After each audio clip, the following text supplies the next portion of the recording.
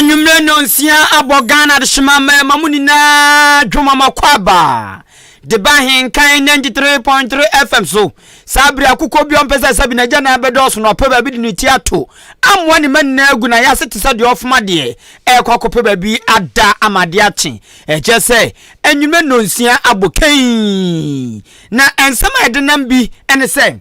aba betodwa akonta se omaye akoyanim ana ye be yachi enwoma ama nwoma bo akosoro sa nwoma ni nna no aban e de abetodwa kopeke fuanso se Ghana fo amonyire mabosuo mu na driver fo bemia mokon NPP dwemtani pani owo achia se abeton peso aso e de atodwa sa asem de enam e fa kwanfo ho e wo mansiri no mu sanso enensafu from o maami bi o chan ya santoa wase watese kwafo bi so mu betu galamse ase no wase hwam no awrewu sama be kansa frimfimfi mantemu ene se maami bi ene ne ba wo dom koto yan se wo mienu na ato nanan wonse do ama empo emunu eya pro sanso ena achemudan Catholic priest papa iden sempe wa bia to ama awofo no mutie bia ebeboa wei ene afufuro bi na nwume yesi adwa de ba besom se nwume no nsia akan kase asida wampam asida soku de wakona ti so babu no wasi achim da dwom kodi dwa enkoma Jubilee Hospital wamu se yade bia se de tie bia de onyanso betutu anamon keke abo wamu nchen no mahwe etuase amawo ena afi nyame adumu on Father's Day baso kwasiya de nti Ahenkan FM yane Divine Victory Hospital for ahihye dwumadie bi wate hu da uba na mesanso atimu amawo kase ya live ewo Facebook no YouTube enu nti se wo wachichi ni benche otumi hwe yen etie live ewo YouTube ni Facebook obayehwe Ahenkan 93.3 FM na wa share wa like wi no asa comment ye be kenkan na di amount ana ukuta Yesu moja meche yama eno so de be fa 0594 841044 0594 841044 text message and a WhatsApp na udem yopo information centers bro aduonum kwa duosia bono mantemu asante mantemu ene poe mantemu kaseni denti woma jatum prekope e fa ne life me din edikwaku enin kusi buadumene afia amprofowa afi nsam ni nkyeremu ene nfiti ase eni Ahenkan FM what wasum abaku tabuni Obenfo Samuel Kobina anim wamu na ehwe se omaya yetim no ye boka ana ye nyamfaso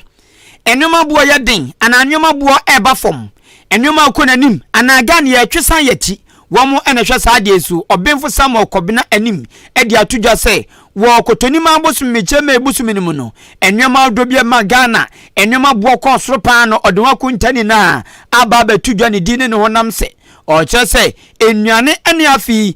ensa de ebru enim no ose ye no ema enwema bo kosoro ekogina wa munchichemu aduonu mienu akiripo enan 52.4%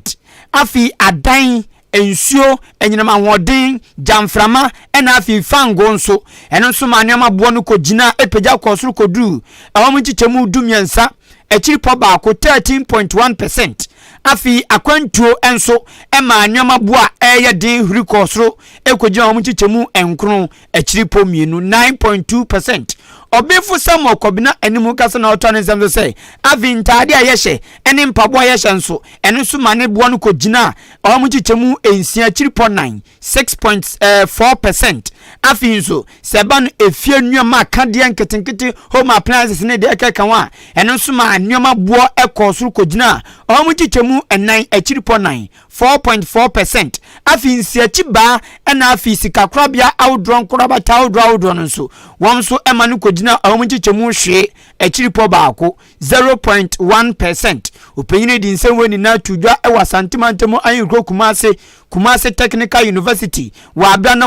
woma ekebia ewoma senwoma bo ekosoro kwam tisasabi apota akoko anya busumi du no gina ochinipa se tochi tintin gram kama oche se eri kwam sano sankofo ina no munum ko din hyemu a odin semu ni na atudwa obenfu animu kasa na oto anensam so se enwoma bo a eri kosoro ewo kotonima abosumi mu no o se akosoro pa achin oforiso bosumi ewo afie mu oche se kotonima abosumi mu no enwoma bo pagya kosoro kodu omu chichemu aduanan baako achiripo mienu 41.2% ena oforiso bosumi mu nso ekokogina omu chichemu aduanan mienu achiripo mienu 42.2% eno nso eno chechemu sa opanyini kasa na oche se de Ghana ye keka kono asiesi kasam no gia na aginsem na eha adwen papa osan to anesam so ka biem se ogidi pa se mpenifo IMF International Monetary Fund sika ye nsaka no won behwe ede adwuma amanfaso bia firi so ba fiti aye kutawan sabu so minimu kono meche July busu minimu kono won behwe atoto nyama ama bibia konkan ezanse nyame bo abusumi ebesimi ni afi ba ku kan ya wo mde mo nsa ekoka asesika so mo pe afi na abedunti enwema je a aginsem no ogidie se edin a ebia wo mbetoto nyama. For the month of May 2023, consumer price index stood at 178.7 relative to 125.7 that was recorded for the same time period in May 2022. The relative change in these two price indices culminates in a rate of inflation of 42.2% for the month of May 2023. Between the month of May 2022 and May 2023, over that 1 year period, generally prices of goods and services have gone up by 42.2%. On a month-on-month basis, that is between April 2023 and May 2023, the consumer price index for April 2023 stood at 170.5 indices relative to 178.7 that was recorded in May 2023. Comparing these two indices, the relative change between these two indices culminates in a rate of inflation of 4.8, that is a monthly rate of inflation for May 2023 of 4.8%.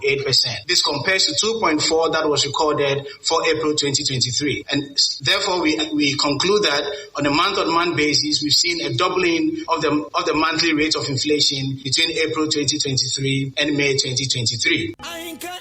Akonta di tu jasisi no aye sede ana hoden a ye de tu nwamam ana nwama bo eye den ewo Ghana no se ntumu no kosoro pa no ena obenfo Samuel Kobina anim edi atuda osan to aso kan biem se o man krokro Ghana ye o man tem akumaku dun 16 no 16 regions no ba bia nwama bo den pa sa nwama we su pagya kosoro pa eye nkran mpuni mantemu okan esi sudua esan kire mu sei. In the case of imported prices, clearly it peaked for our Afro region and that culminated in the national peak and eventually other regions that we have light shaded here like Upper East and Upper West regions recording their peaks. And this is the conversation that we think should ensue at the subnational level, for which reason we conclude that if the subnational level agencies contribute to what the Ministry of Finance is doing, what the central bank is doing, to hasten the drive down that we want to see in terms of inflation. Based on the 10 selected items, Greater Accra region is the most expensive for April 2023. Within region variations are more pronounced than across region variations. Variations both within regions and across regions are commodity specific. Products that have standard packages are less volatile, emphasizing the fact that we need the real sector ministries and the subnational government to be part of this. Onipa motini ni eya aban kuntabu nipa obenfo Samuel Kobina anim wo mu na hwe so ma ye kuyanim anaye be achi akunta ni na ekuta wo mu Yanim ewo enumre nonsia Ahenkan Kasiebo 6Pm. Executive Secretary Church for Penny Dema Chamber of Petroleum Consumers Kwepek eyo Ahenkan amwa wono so edin sembia babetu dwa ya wo kire mu semprempren ya ye kasei o fuwa bua baba kwasuru se ehwi na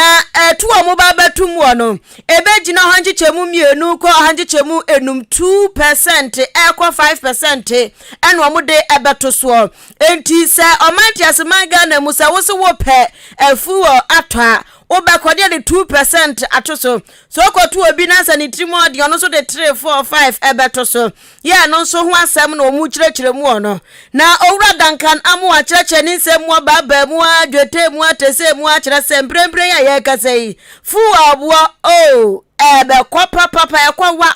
wa tesa kwada washa atwena ho 3 sisters asi awisa park so ekwa 6 match eni obete wa na sa wa no enu bi ne obete ewo fuwa stations ahudro mu na wo kire mu se fuwa body abekosoro nanso no ejamframa me kire liquefied petroleum gas no de LPG no ebon ba bi agina ene egina owura danka na mu akire ni nsemu bie ma no wakase mprempre ya ye kasei se obi busa se edie benti pa na god for oil nyina wo na se kire fuwa bu afango bo ehwiri hwi sapon kwa watu pragai wasini nyina egina eye CD no ahoɔden aba fɔm atete apansam se kontebe atenten huro wo chan se yaman alcoholic drink anom so bo hwa alcoholic no yamsi amani bia no teteto anunti yaka say wo CD ni nyina na so koko na me se na finance ministry tete amano no koko na buro na sa wo munya American fangum nti sesi wo maja koko ne tete ma alcoholic drinking kwa no modi ama CD no ara CD ebubu dambale si ama sika udra ya yusu ewa eye adwama so no etetefa so ama wo mabɔ CD no galawe atu baby and was se wo bisa se edie beti na fu obo san ye ba betumu ha na ne nkyiremu eno no wato ne nsam so bia mu acha se wokɔ adwama so a nyame anim no kura ane obronsa matiko ebwana ba fompa fufulafo ewa adwama so ntifu wode de so obi ka cho so international market adwama so no ebwana wo soro na nipa kro no otwan big t otwan anunti waka akire Ghana fo nyina se adwama so bo ne de wo fom nanso no esan se Ghana yesi no wo bu ne pa jenje se shepo so flag nti ana se yehunu de yehunu no enti wose June mu de Ghana fo mo nyine maboso mu ye na fu abo eba bekosoro na wo kire mu sani o maka so mu tumu a ebe kwa koduro. LPG is likely to have prices sustained or remain at the current level. For petrol diesel, what you are seeing with the current numbers, that you may likely pay between 2 to 5% more on current pump prices, and this is largely accounted. Next one, yes, a constitutional instrument, see, I for Friday, the abatum na ship jefia. The woman nane say, ye per se, ye easy, ye per se. Ghana fwa wanya mfinsha makuma kudun wa twe kono womo betumi de Ghana card pe na ye nyina so a womo de beba ko register akoto aba e wa fimpinu ne dunu nan eno na ye hwe eno no wura sam okude to abla kwase ayo se isi ye na adwen se noa no begina sa constitutional instrument no enoa de omna no pet dia womo emna shop je fi omo nya ma adwen so mbedi atum na se abato komisan na adwen se okay se munya madwen se mbaji atum dia ena mi twamabo na ma madwuma dia o se o ka kyen se so twam na hye bidefie ni bo na o ka so no afa ni tumi di tumi ni hye ne sa kwa de opa o se adwuma ombe no ebe adwuma fon ba na adwuma ombe so ebe ya opepre mfa so bia maso o san de to nkyen a o se so mu bu emra hye bidefie ni mutia na so ma ntwen ama na hye bidefie ama mu nya no pa e wo si ai no ho a abato komisa ne beye adwuma e beye hu ama oman Ghana eni timemfoni na openyini to ane nsam so no se sabi o ka cha bato komisa se emna hye bidefie on onya raba stamp e hono enya bola so ena de bibia ba ya na petre chochochro tisamputra wo musu onziom na ya ja tum wam na obu atabum papa watesa akokọ a avenu watu nkosua no osi dabi enya dom bedi sa adwuma no kura na mom omo betena se ato omo bu ayamfifuma fifi na ni ase ehunsa ama ewom ni na owura Samuel okuje to black akasa na ose abato komisa nei no kura wom ni se esi obaga na mra chef jefia edom kuma no eye minority eni dom kasi eye majority metia NPP eni NDC no esi obia emfo asasi ai no so eni ntini papa mu no Oma de Ghana for pendi juma said the beya abato commission and crato back cambom ne nyomo back kasiani a de baba kotoaba ewa fimpini nya dununano nini na bedimu na abato no adaw no bia akoma atoniem openyine ne to anensem so eno say de abato commission no ase opeso chechire bua bi opeso pagina e bi momafo bi gina so e de ya nyoma emfa pelpele ye e de ho ye ebeba oman konkon Ghana mu o say abato commission e ya nkra bia ye on show biati na so aso ya yemfom so oya bunkrofobia nimtia abemu mpanifo no abato commission peso bu o manimtia o se no so de wo mo ntwema no. Kwaku's statements are most unfortunate and reckless. It's important for him to recognize that the Parliament of Ghana is not a rubber stamp. It's not some dumping ground where you can just bring any CI here and think that it will be passed as you want it. That is why there's the pre-laying process, which has been in existence for decades. Parliament will assert its authority. And remember that this is a resolution by the House, all sides of the House. The NDC caucus and the MPP caucus united. There was not a single dissenting view on the matter. So I wonder how the Electoral Commission is going to railroad, take over Parliament, usurp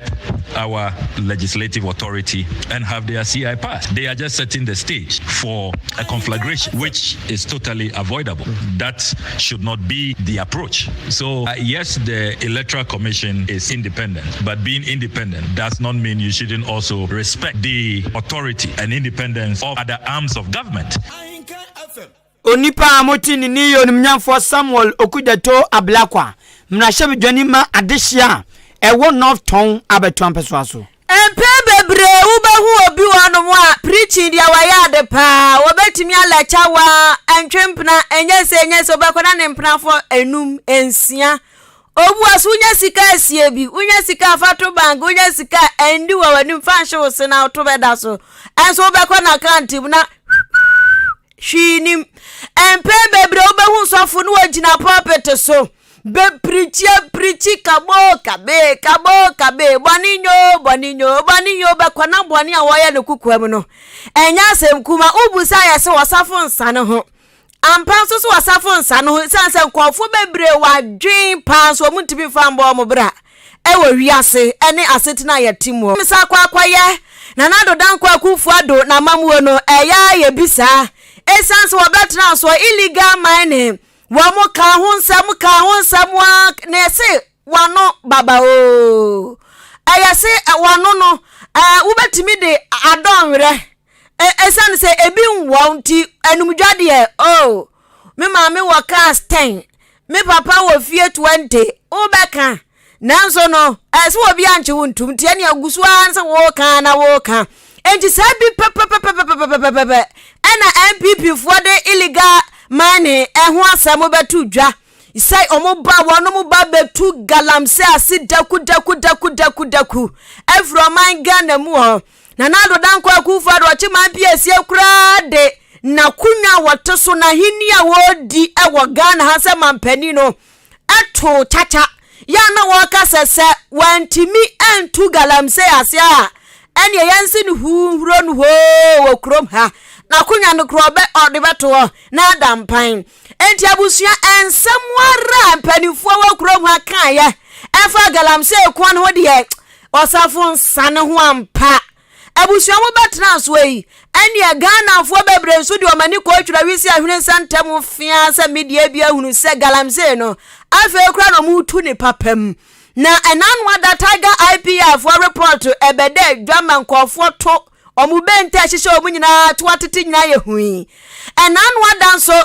eye papa no ena ye chairman edema Interministerial Committee on Illegal Mining owura kwabna frempom waten so report yatete bi atete edian tope bi wo mu ayeso omkra de ehye kire eno wo ye yodium o konekotu ne yanya ohwe enti abusua galamse ne kwande aye something which is there bibia wa ho se wo mo kon so wo mo kon agire kropon ba se ye domo hata suru enku na betimi akire mu enamoso emma coordinator adema eco conscious citizen GH awula sewa oba kukudufu de nsem bia ba betu dwa ya wo kire msanyam yanum ne krapa na wo ka asem ne gengen wasi ne gen na nado dan kwa kufu ado galamsey kwon wadi ntwo kaya exams no atrank wabofo F9 pa akukoti papa na ba we wanya ewo galamsey ne ko ho watoa ne nsam so bia mu anu waba ma ne ekire mu sembrembre ya ye kasen galamsey ne ko no afa kura na ayasa akukọ a ohwete no afa na mu trete se eyamato ho na wonfa duro nkam etrete se ya trete den ento se galamsey ne pa de se ya ku okuro ma pa de aguro bi ni wodi ai meka bono na wasise se ya ye kasei galamsey na ye tan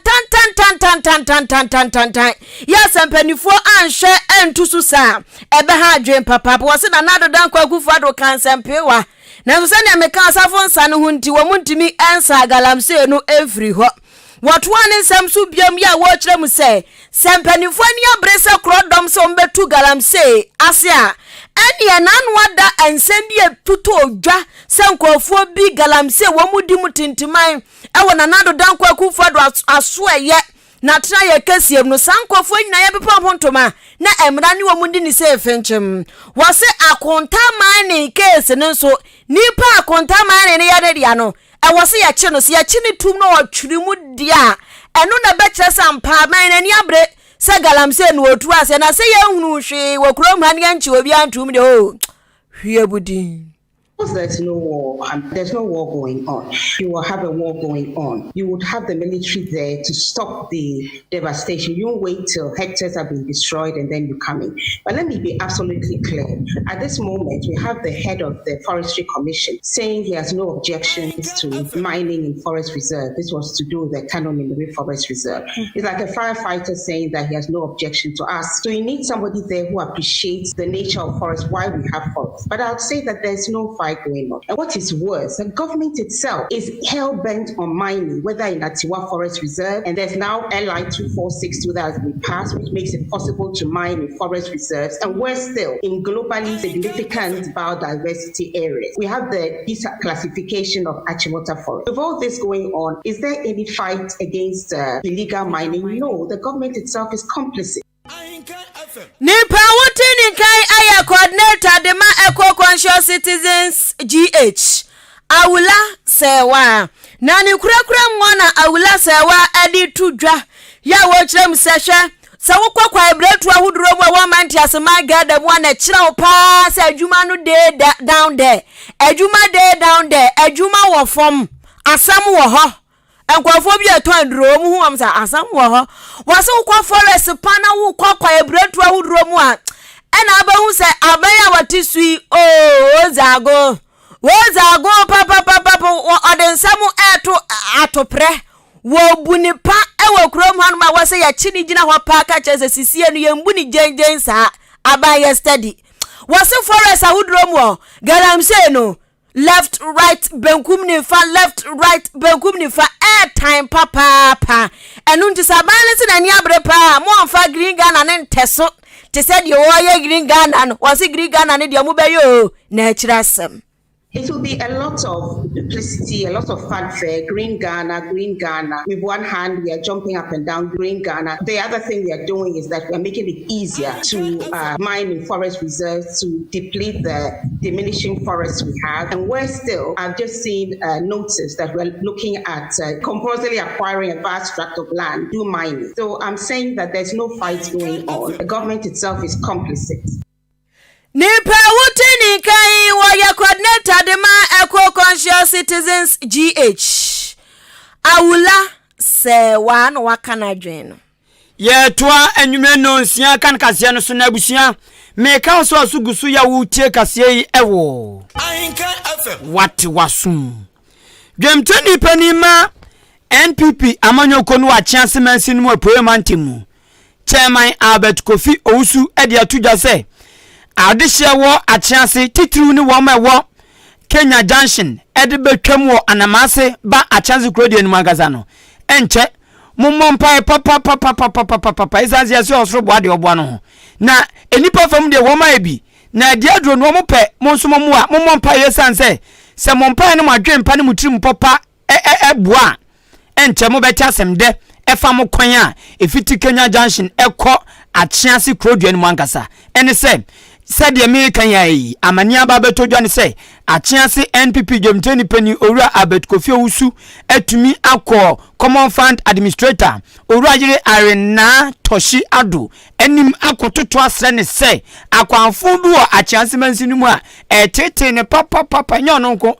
ho nipa bia, ewo mensinumu, eno kika nyoma odobi kika on say, enkabeya, obesre mame Toshi Adu say, egwamu yontu anamon, ne mwa amempuntu mfa ntema pa emfra ewa chance mensinumu, na so mu ye wi a ebeboa pa, na yesi de okwa aten, de oba aten, de ojo na aten trodo. Dr. Alhaji Mahmoud Bamyansu ne kana se mi say, you and I were not there. Me no ni aniwo. Tinyame adome nsa ka Jomteni Penny ema achiase NPP chairman Albert Kofi Owusu waba homa no so chairman enwere otimi nka amajo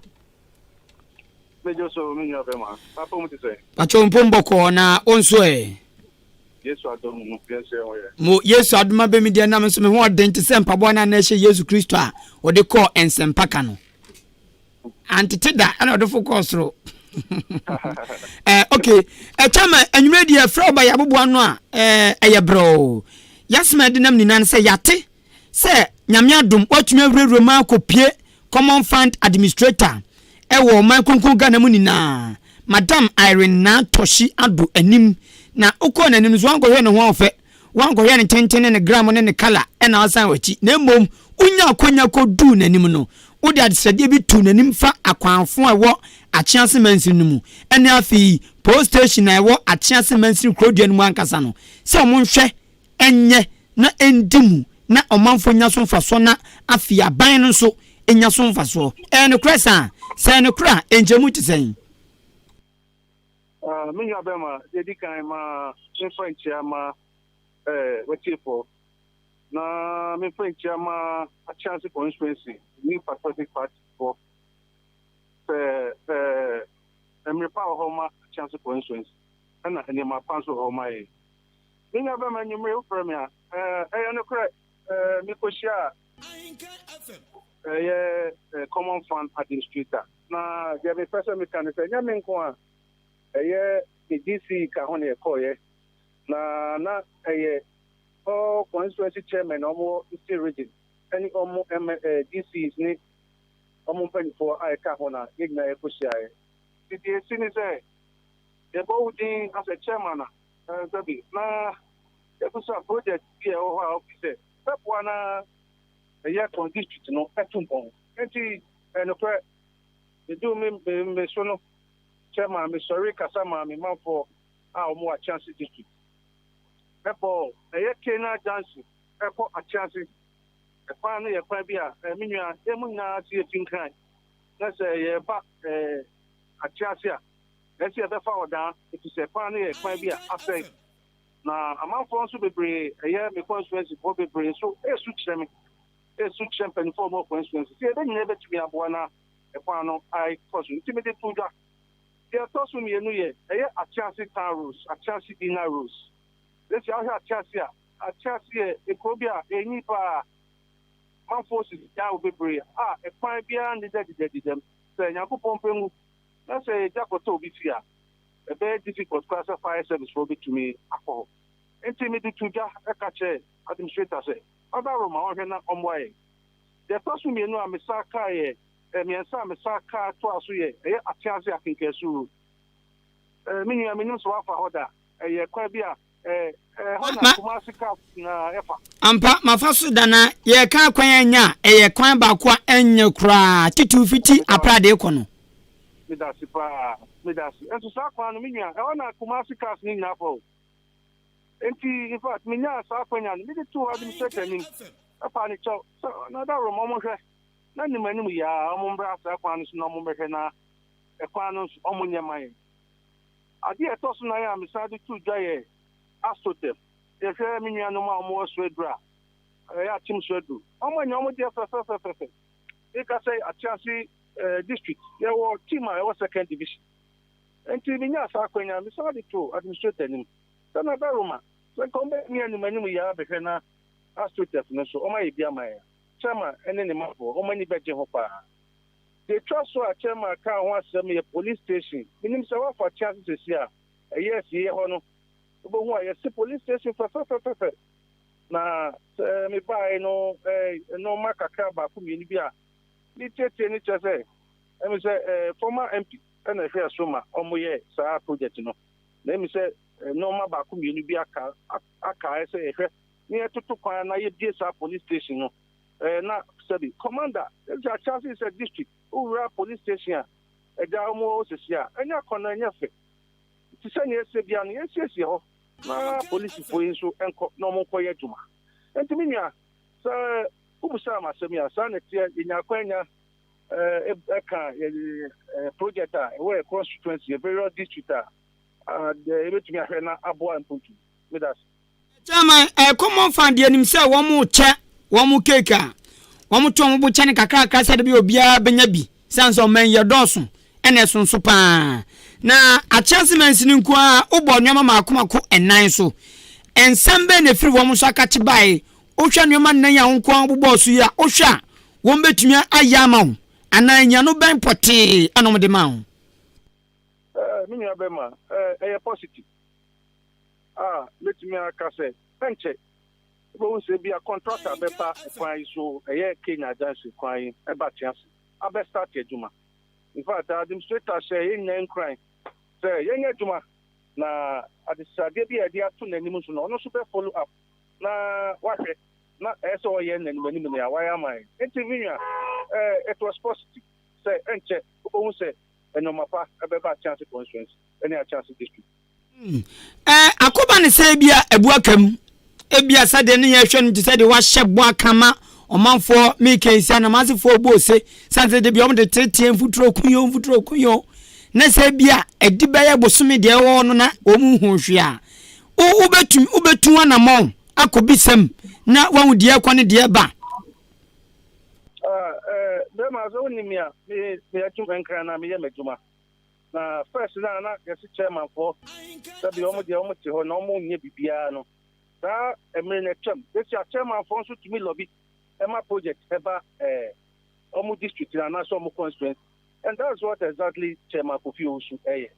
me do them be am na fa ko ese me nanti na me follow up project several district to me go so yeah asanya okay say do last quarter of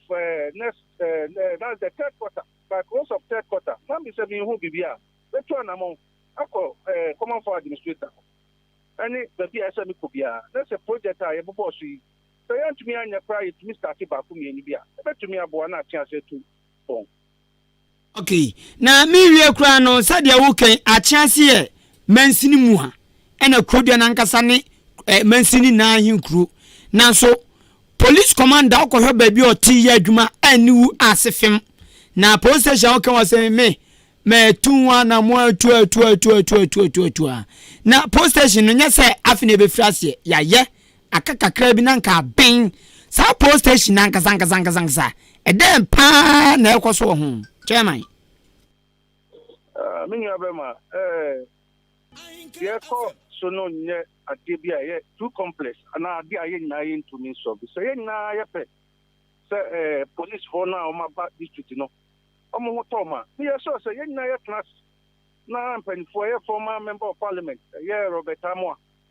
current member Kofi Ahenkan Kasiebo this year ye a chance mpen for ye class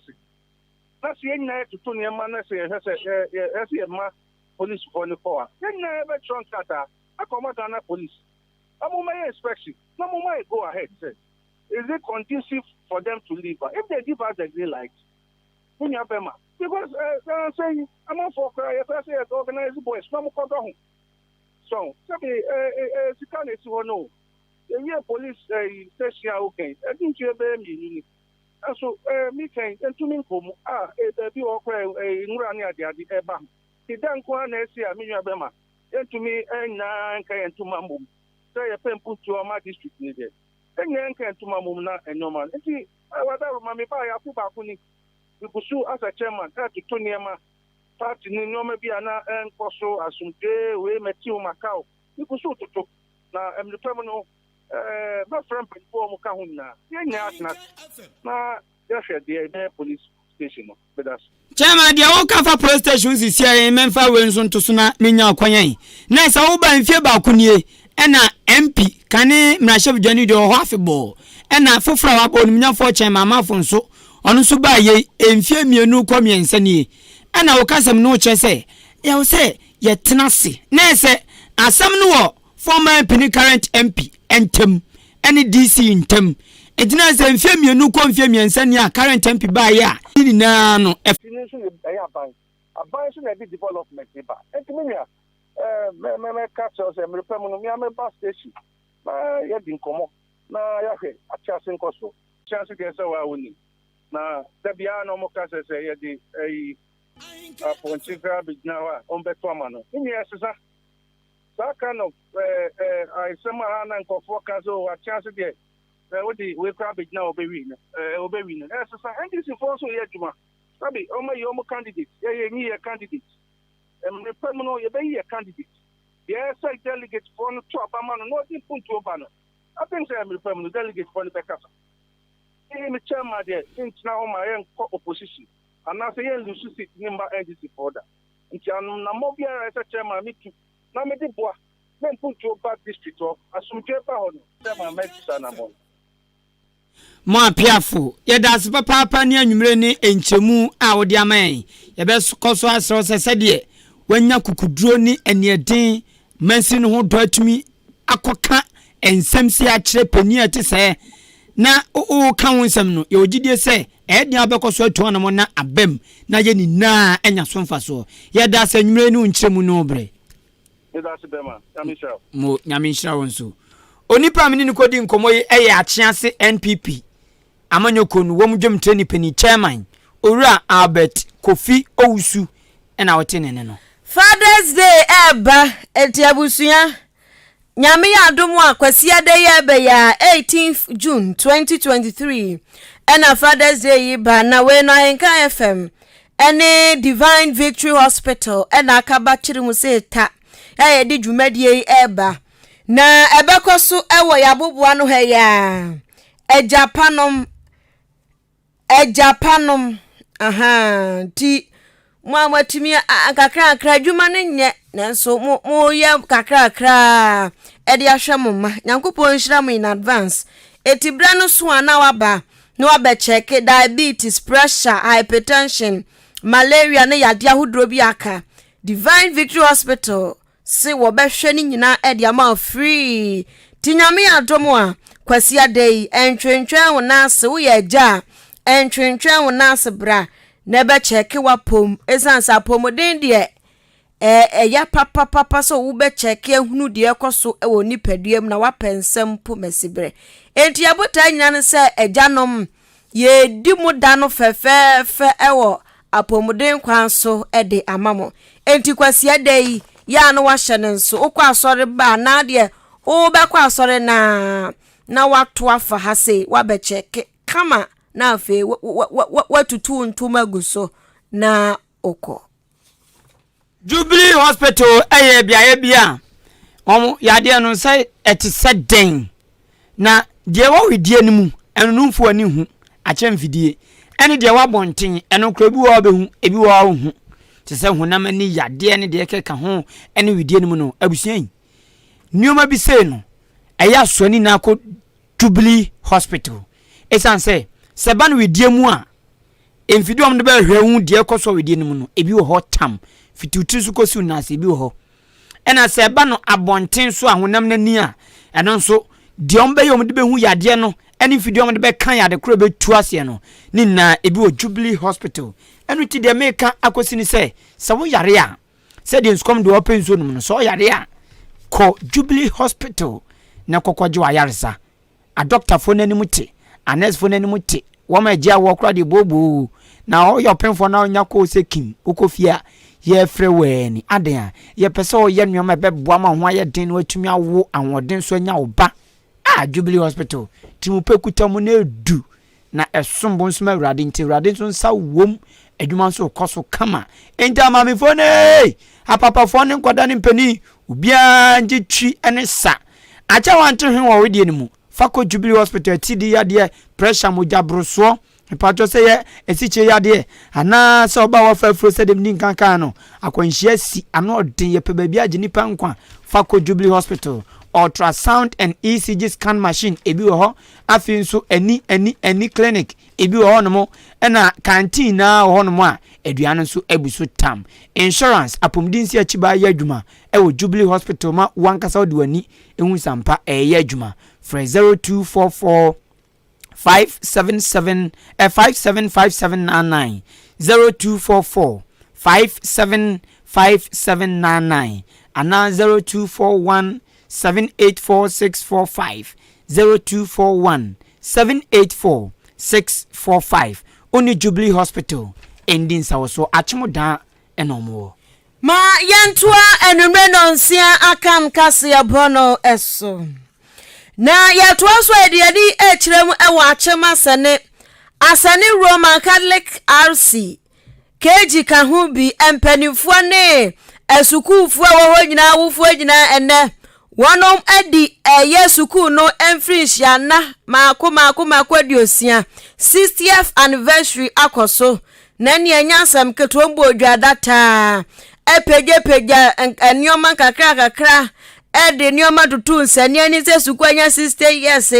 enioma bi 1212 bi shadan koso ti ade obi ankeka ne nsase na wonom enhwe se wombetimi asi KG blog kama ti omunsa afri ho na computer lab nso no wonom ahwe na wiring ne nioma nketenkete bi ase akoso no atimi akoso na abusia abra adwumadie no akoso a achem oda eye Catholic sofo kasiya pa sofopon ya wada Roma asafo no ano ewa achem da Reverend Father Johnson Asibe wadi afutuo ema awofo nom sa awofo emo mani na ho kawe na sese no nkwada na aba na so odene oka chance menkwa ha oso o ma mfiri ho na ebe enkwa no ma so oden papa no nti so wo awofo no wanhwe yie na wantete wade na wanhwe sa kwada no humasua na wosua no ebedi mu asafata o wobesai simple kra ede awa na hwese wawo eba ba wiase no wasa be ye bed na wan kasa wanyine du amfie bia ese kono atimite ne ho ebo ne bra na de bia ode ne hawo beto so mipewei wate ne ho so mipewei eba ne sa na eha adwen papa enu nti ase ahyase no ena kire awieye enu nti nkwada no ehyehyɛ hyase no a mo fefe no a ewose ye de nyamesuro ene ehumesua mapabi ewura nkwada no emu ho wose ye ba no adesua yesi o atichafo na sede o achechefo no ne etuomoka achechefo wose achechefo de beye bi nanso no awofo no de ne se wono mehwe na achechefo no de wamayo mu de adu akwada ni mu no wamagugugugu esu ensuo na timi anyini se brom Reverend Father Johnson Asibe etwa ne samsu biemu a na wo kirem se emprempre ya ye kasei enkwada no mesi imitation ye obode asuasua enu ti akwada wo ne tifie na wo kakasa fia wosua o kakasa watumu nchen a kasa dedede nso a wosua enu ti wose ntokwa pre ya awofo binom ko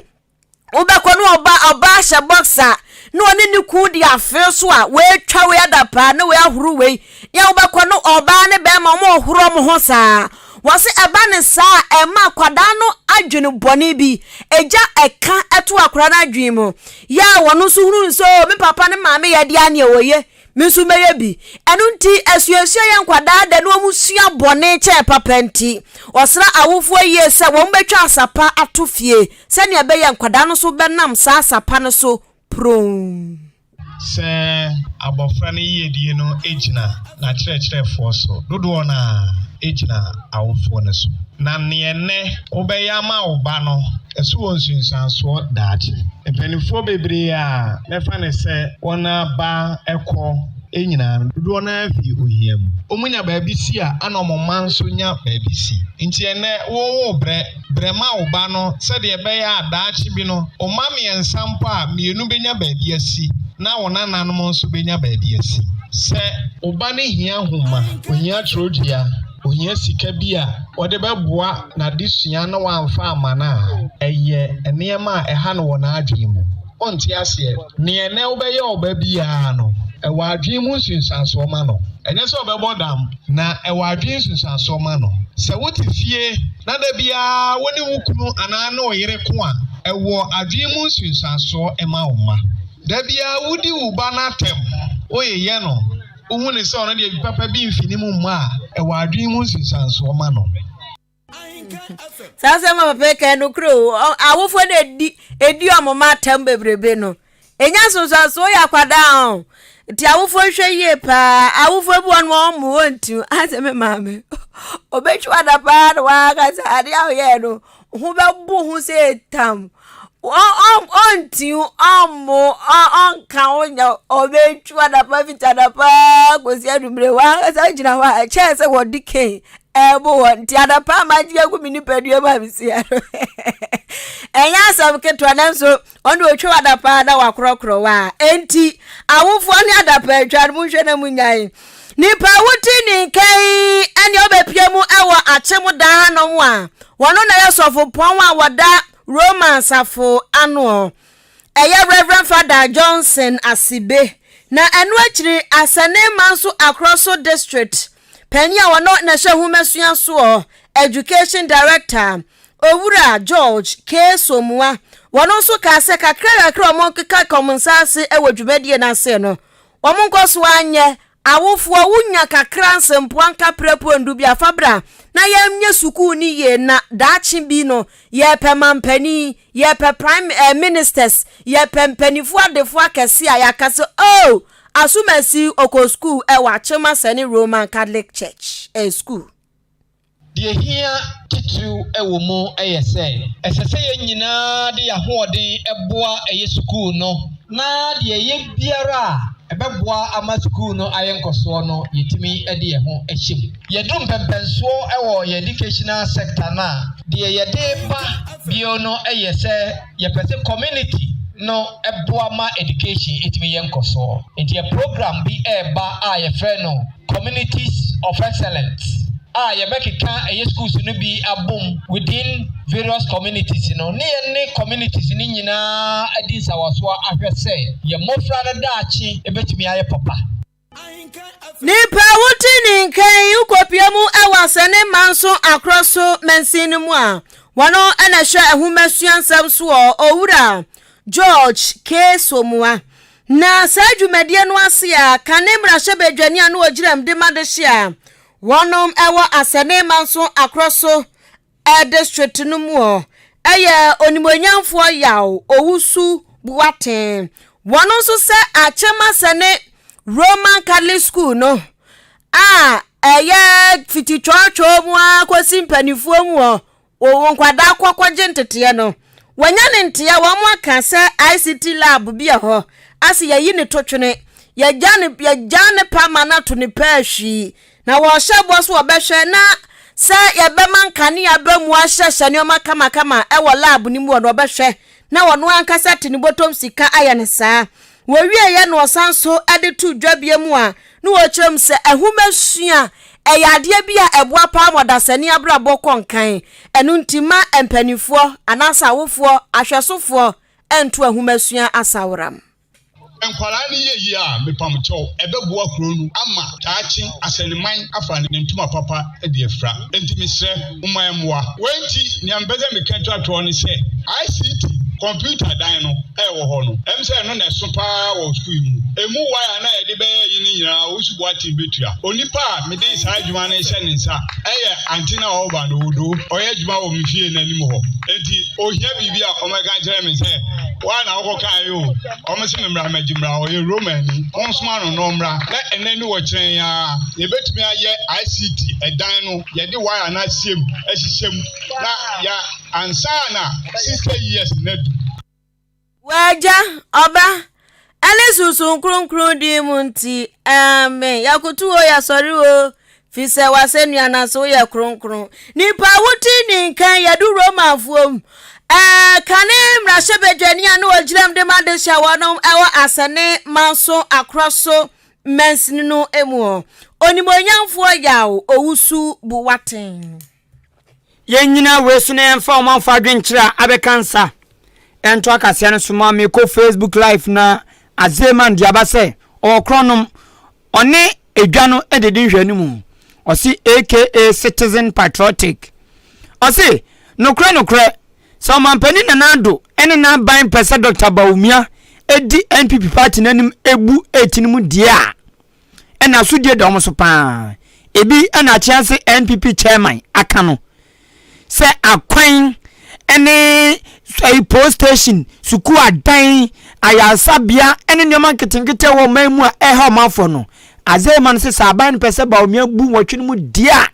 sa nyoma ntiwaso ni nina no aban ne hwe na ondi ne boshe so ene nsama waka onye na no nhwe no nye na no wanhia hinu entenko anya san de bayire pa ene bi mo se saban peso odi nkunim 2024 dia corruption na otubo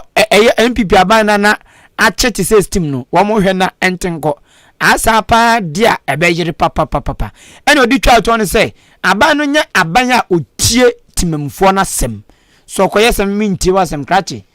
njuma mi akoi mi amfa bato nwura mi o so koyesa dia ene o se dachi obayo dokro kwa